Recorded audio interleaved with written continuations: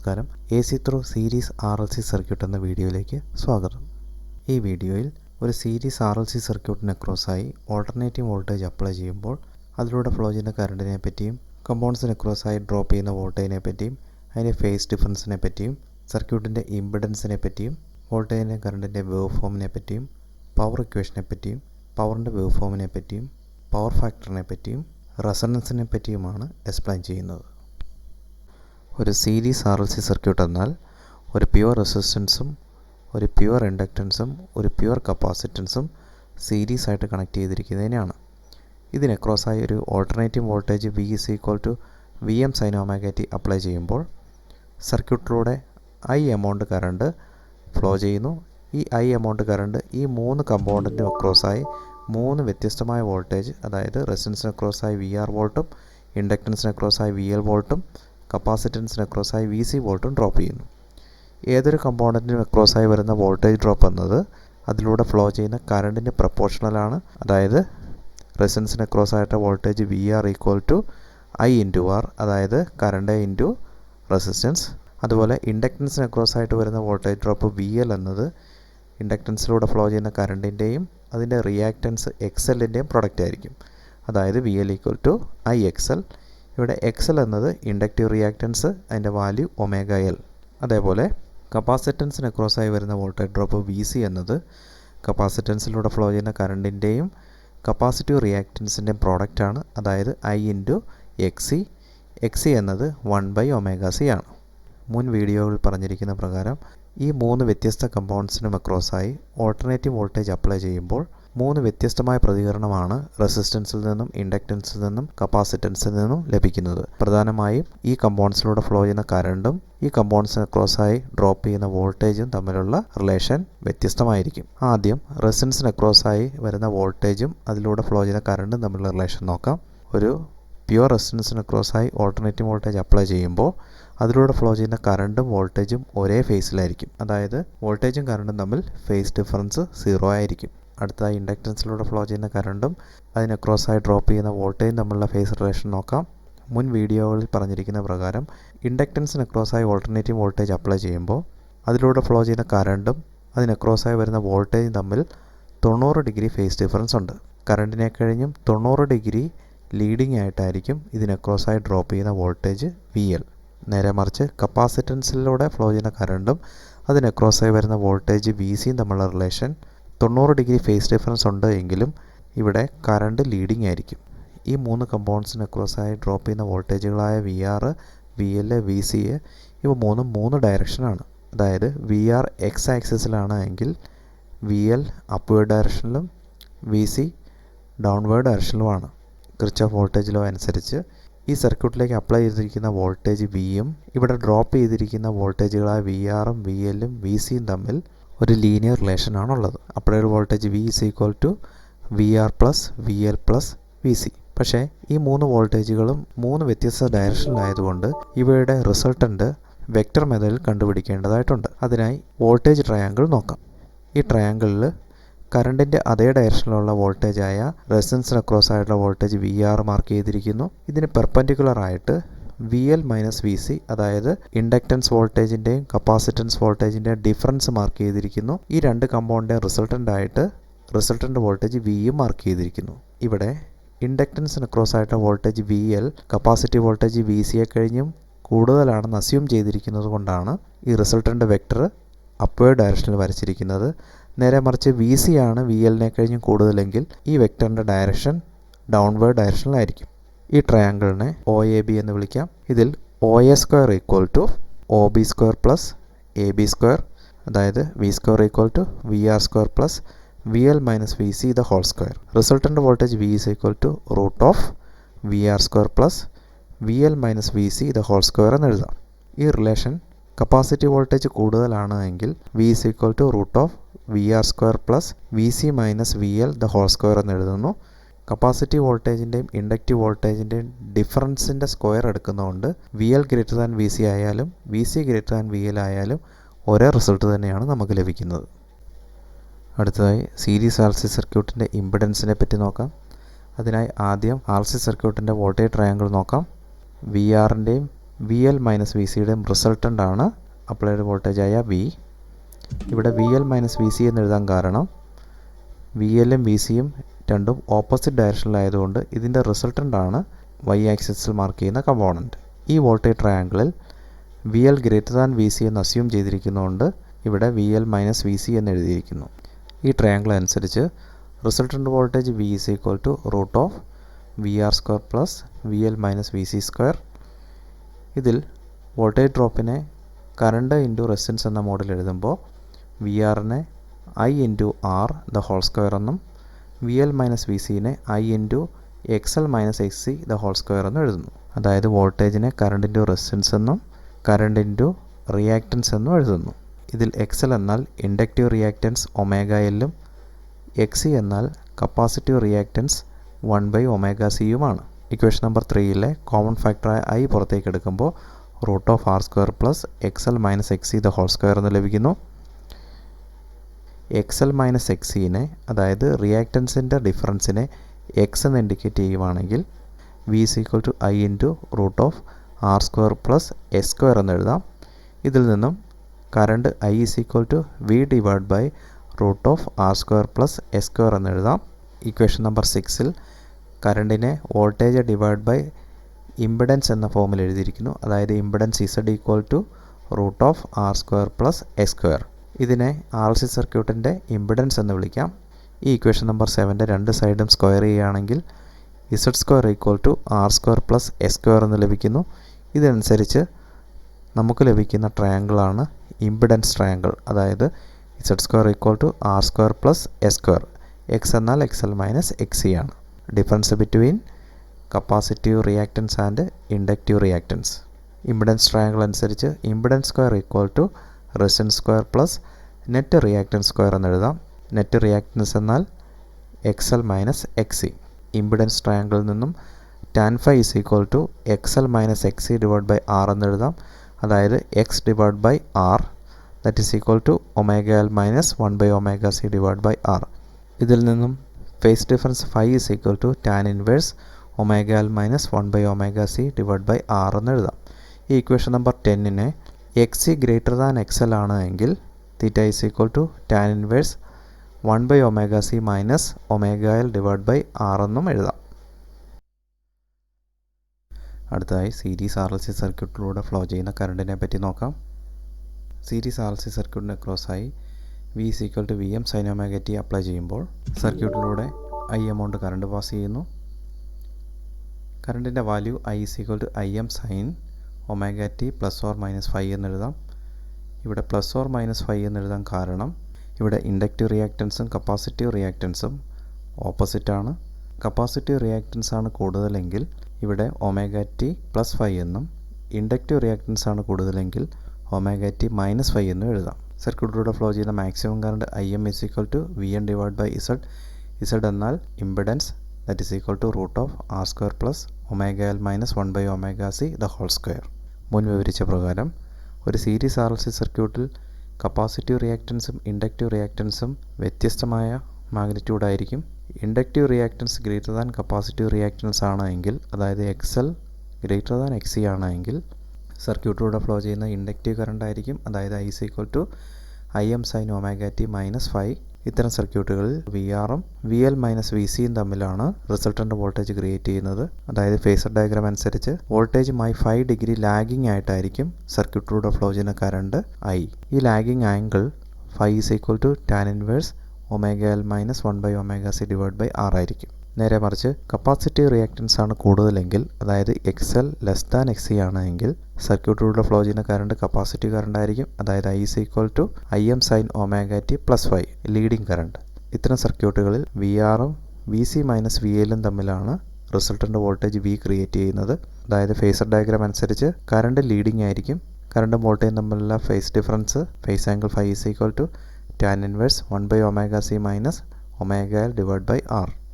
അടുത്തതായി series R L C സർക്യൂട്ടിലൂടെ flow ചെയ്യുന്ന കറണ്ടും അപ്ലൈ ചെയ്ത വോൾട്ടേജും തമ്മിലുള്ള റിലേഷൻ വേവ് ഫോമിലൂടെ പരിശോധിക്കാം. അപ്ലൈ ചെയ്ത voltage V is equal to V M sine omega T.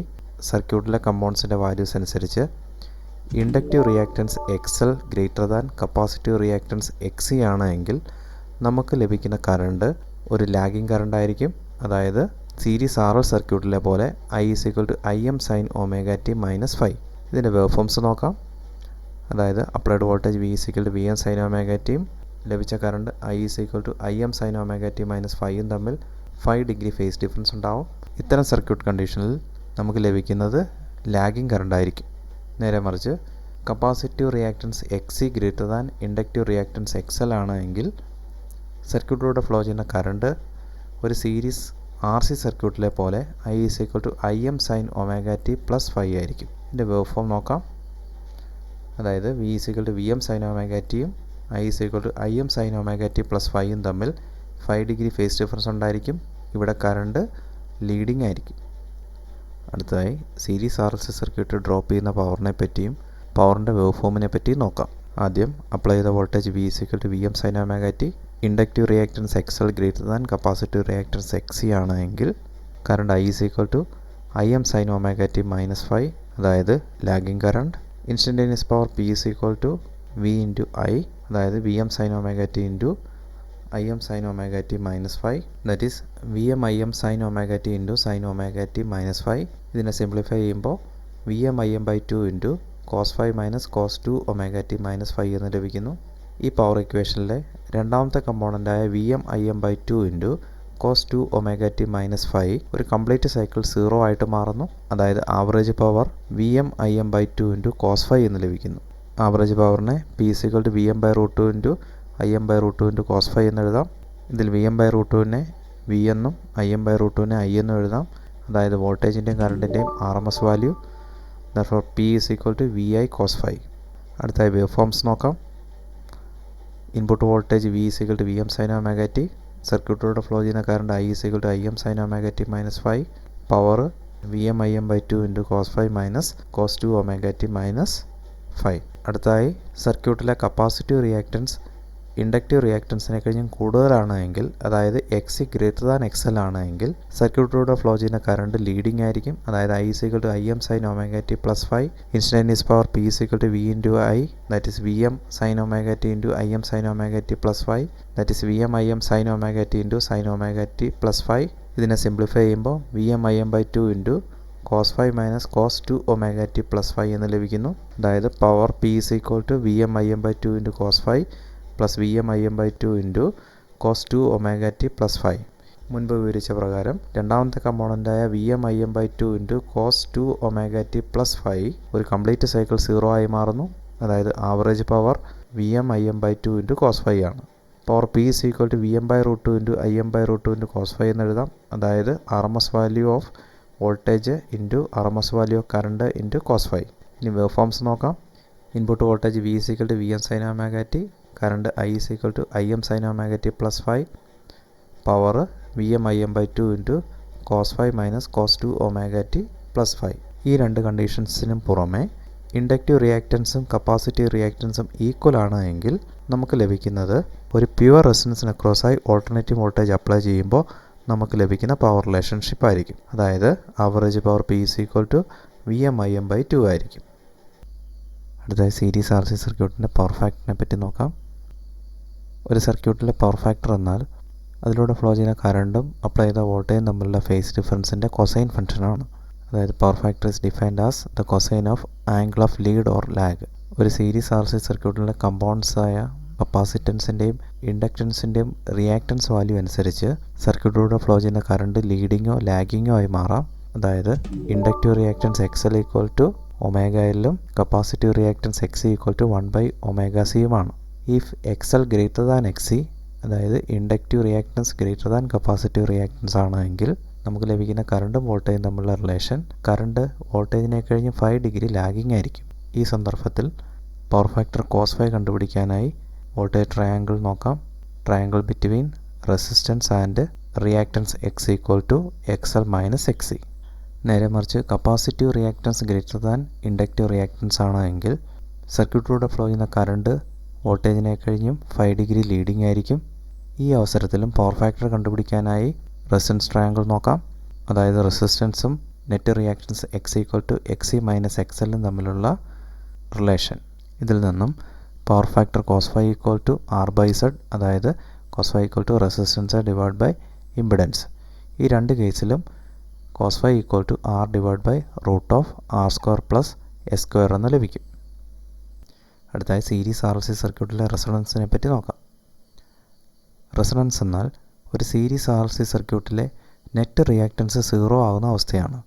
R L C സർക്യൂട്ടിൽ കപ്പാസിറ്റൻസും ഇൻഡക്റ്റൻസും റിയാക്റ്റൻസ് പ്രൊവൈഡ് ചെയ്യുന്നു. ഇവയുടെ വാല്യൂ ഈക്വലും ഓപ്പോസിറ്റും ആകുമ്പോൾ നെറ്റ് റിയാക്റ്റൻസ് 0 ആകുന്നു.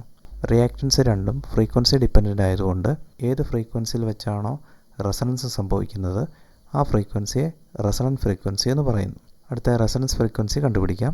അതിനായി ഒരു സീരീസ് ആർ സി സർക്യൂട്ടിലെ reactance X equal to X L minus X C, അതുപോലെ impedance Z equal to root of R square plus X square.